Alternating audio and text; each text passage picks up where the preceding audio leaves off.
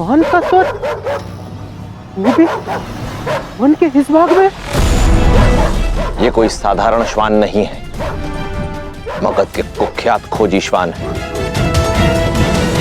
जो कोसों दूर से ही अपने शत्रु के रक्त की गंध पा लेते हैं।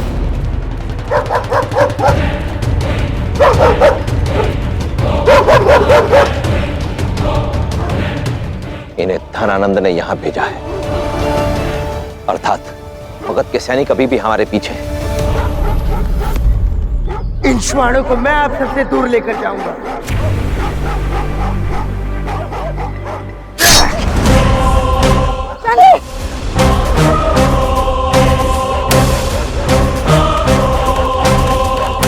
रुक जाओ चंद्र, वहां जोखिम है।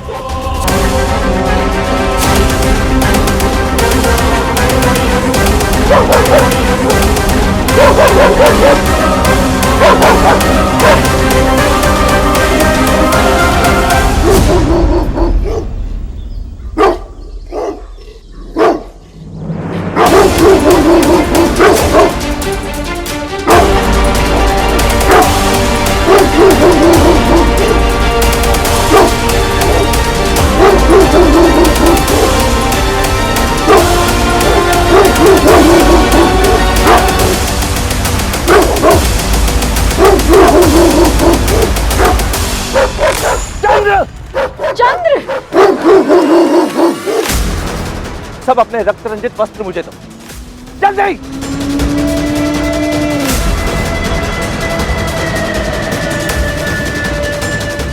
आचार्य, ये अब क्या कर रहे हैं?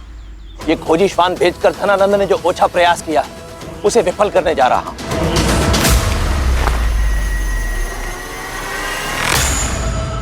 और अपने राजकुमार को ये आभास कराने कि उसने क्या भूल की है।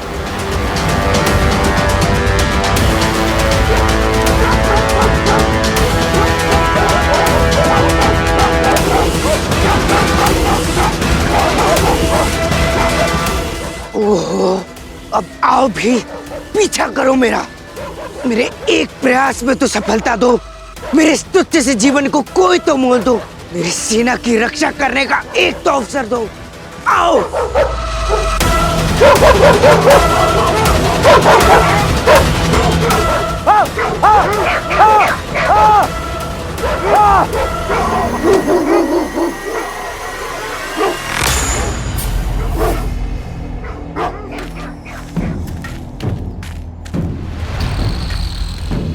जो तुम अभी अभी करने जा रहे थे वो कोई साहसिक कार्य नहीं, तुम्हारी लापरवाही थी। एक क्षण के लिए भी सोचा है तुमने कि यदि वो श्वान तुम तक पहुंच गए होते तो वो केवल तुम्हारे मांस को ही छिन्न भिन्न नहीं करते, आप भी छिन्न भिन्न हो गया होता हम सबका स्वतंत्र भारत का स्वप्न भी।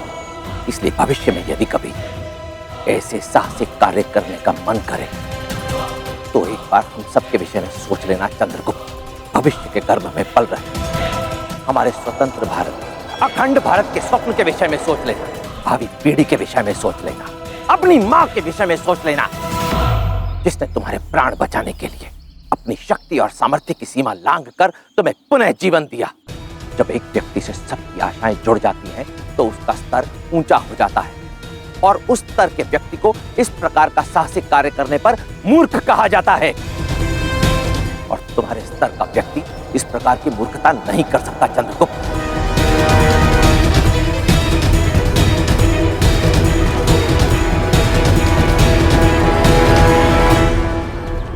अंधे हो गए तुम लोग?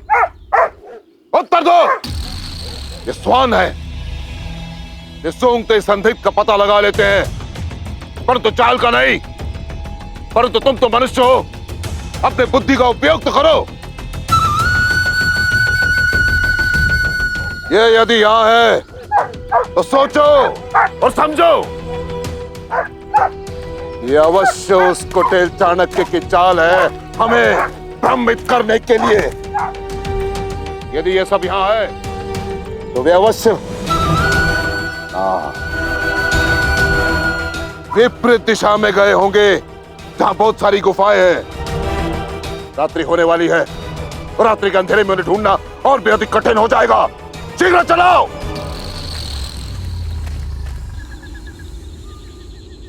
तुम्हारा घाव अत्यंत गहरा है युद्धवीर। ऐसा प्रतीत होता है कि 2-3 दिन हमें इसी गुफा में छिपकर रहना चाहिए। तुम्हारा घाव भी थोड़ा भर जाएगा और शेष सैनिक भी विश्राम करके पुनः स्वस्थ हो जाएंगे। हाँ, आचार्य ने सही कहा। हमें यहाँ कुछ दिन विश्राम करके शारीरिक और मानसिक स्वास्थ्य का लाभ उठाना चाहिए। किंतु ये स्थूल कहाँ रह गया? मैं आशा करता हूँ कि हम सब के लिए भोजन एकत्रित करने वाले स्थान पर वो अपनी पेट पूजा करने में व्यस्त ना हो गया हो। घी लगी रोटी के स्वाद की कल्पना करता हूँ और मुंह लगती है ये घास फूस। ना जाने कब ये स्वादिष्ट और अच्छा भोजन मिलेगा, कब मैं पेट भर के खाना खा पाऊंगा।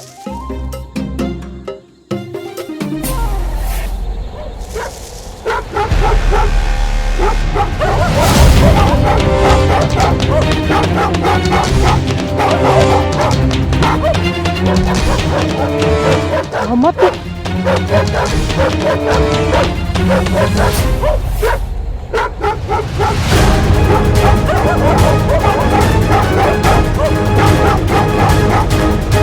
आचार्य, चंद्र, बाहर बाहर बाहर क्या है स्थूल? वो आ गए हैं। अमात्य, वो लोग यहाँ आ रहे हैं। कहाँ देखा तुमने अमात्य को? आचार्य, गुफा के द्वार के निकट आ गए हैं वो सब।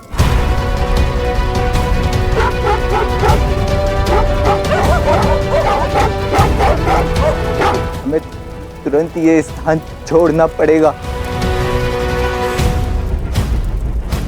परंतु यदि हम इस गुफा से बाहर निकले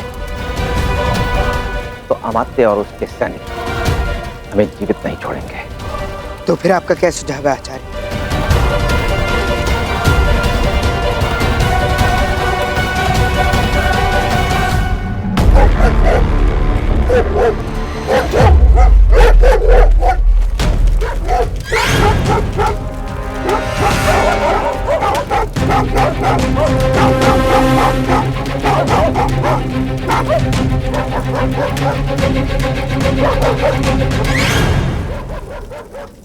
इस चट्टान को हटाओ, ये करो।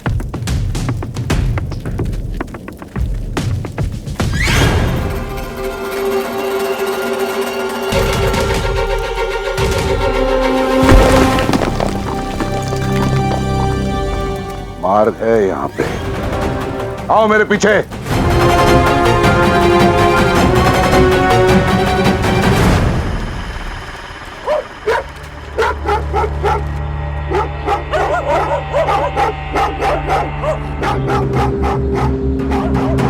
मुझे विश्वास है कि वो क्षत्रिय यही कहीं हैं।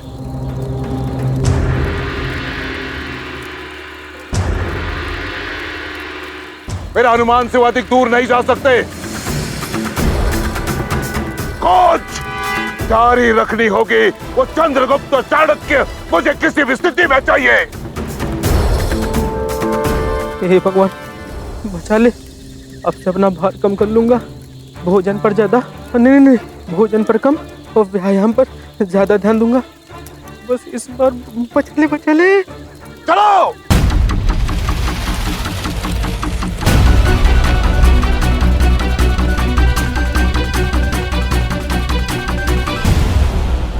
बाल बाल बच गए।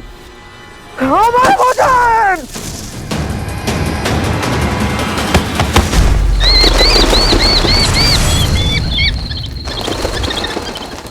इस समय पक्षियों का क्रंदन अवश्य के शंकर को भांप लिया है।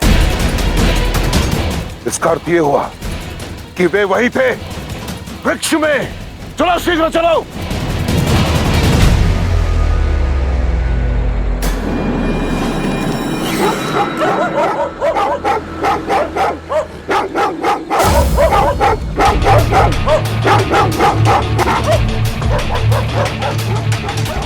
स्थिति पुनः पहले जैसी हो गई है।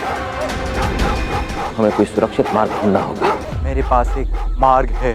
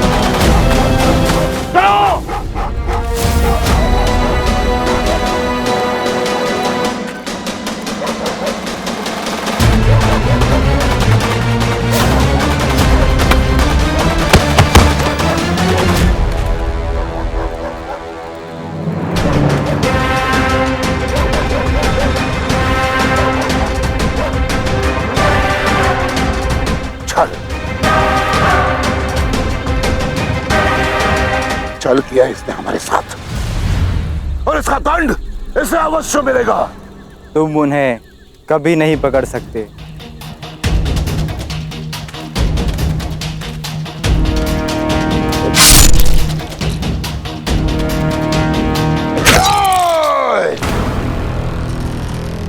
तो ये मार्ग था उसका, अपने प्राणों का बलिदान देकर हम सबको सुरक्षित कर गया युद्धवीर।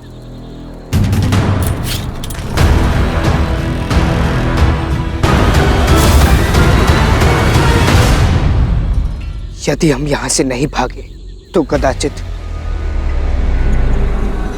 युद्धवीर का बलिदान व्यर्थ चला जाएगा।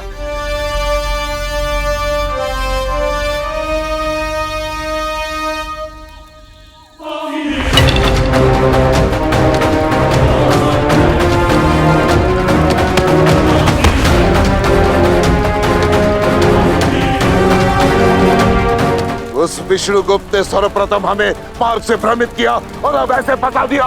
एक बार फिर वो विष्णुगुप्त हमारे हाथों से निकल गया। कभी कभी युद्ध में जीतने के लिए एक कदम आगे बढ़ाने से पहले 2 कदम पीछे हटना आवश्यक होता है।